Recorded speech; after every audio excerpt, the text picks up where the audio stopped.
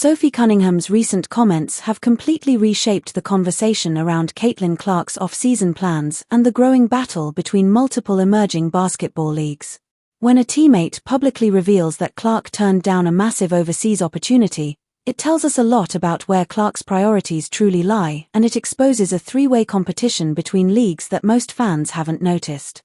According to Sophie, there are now 3 active off-season leagues competing for American talent: Unrivaled, ProjectPit, and a third smaller option. Most US players participate in 2 of them, but Sophie predicts a wave of switching as ProjectPit begins offering life-changing money. Unlike Unrivaled's 3-on-3 format and 6-figure pay, ProjectPit provides traditional 5-on-5 basketball with multi-million-dollar contracts, causing players like Kelsey Mitchell and Sophie herself to commit. But the biggest shock is this: Caitlin Clark said no. No hesitation, no maybe next year, just a firm rejection even after ProjectPit almost certainly offered her millions. Why? Because Clark's financial foundation doesn't come from off-season leagues.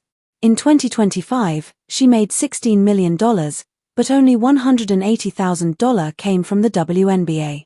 The rest, over $15.8 million, came from endorsements with Nike, State Farm, Gatorade, and others. Those partnerships depend on her WNBA presence, not on overseas play.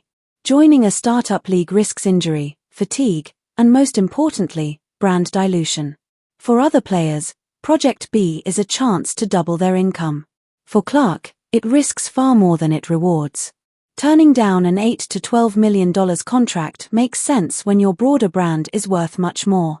And by staying WNBA exclusive, she is quietly strengthening her leverage. She's signaling to the league, "I'm committed, but this commitment has value."